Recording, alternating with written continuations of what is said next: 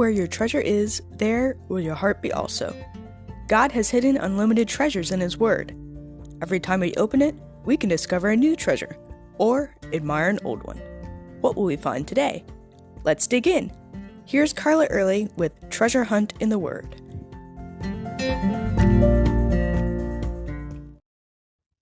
Consecrate yourselves. That's how our verse starts out today.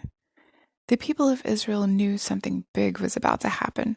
After wandering in the desert for 40 years, the time had finally come. The promise of a new land, a place to settle down and become a nation, was about to be fulfilled. Can you imagine their excitement?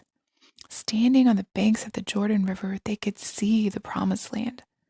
If you've ever been to Israel, you remember the Jordan River isn't all that wide. It was right there.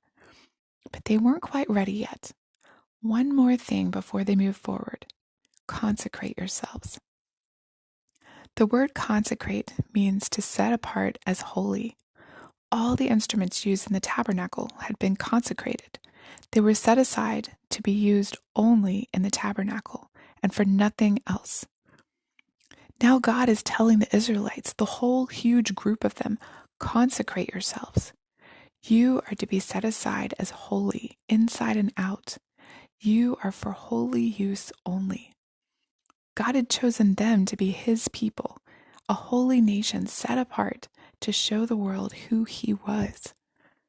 As they entered the promised land at this pivotal moment, God would be using them to judge the people of the land and to set up a kingdom that He would bless for generations to come.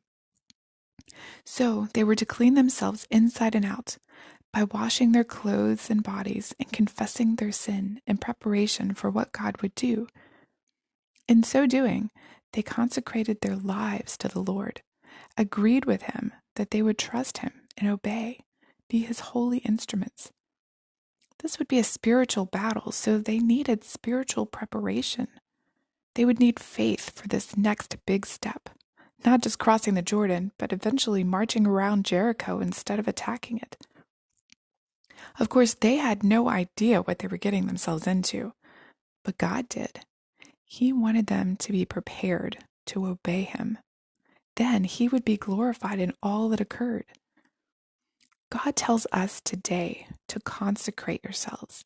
Set yourself apart for holy service, to be used by God alone, to be His body and soul. God tells us in 1 Peter 2:9, you who believe in me are a chosen people, a royal priesthood, a holy nation, God's own special possession. When we're consecrated, set apart for God, that means that we are to be for Him only. Sanctified feet do not go certain places. Sanctified eyes do not watch certain things. Sanctified tongues don't say certain things. Not that being a Christian is a list of don'ts, but if we are to be set apart for God and God alone, we should be very unlike the world in so many ways that just observing us should make others wonder. In fact, being consecrated for God's use may even mean saying no to some good things because God gives us the discernment to know that He wants to use us in specific ways. For example, God might want us to say no to teaching a Sunday school class because He wants us to teach a separate Bible study instead. Or He might have us say no to participating in one activity because He wants us somewhere else. The full verse of Joshua 3:5 says, consecrate yourselves, for tomorrow the Lord will do amazing things among you.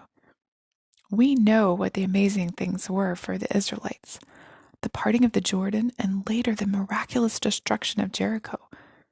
We don't know what God has planned for our lives when we consecrate ourselves, set ourselves apart for Him, but we know that they will be amazing things, things that we don't want to miss, things that will bring Him glory. As always, we'd love to hear from you.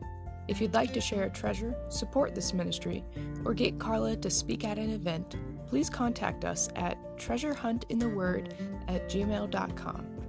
You can listen to other episodes on our website, which you can find in the description below.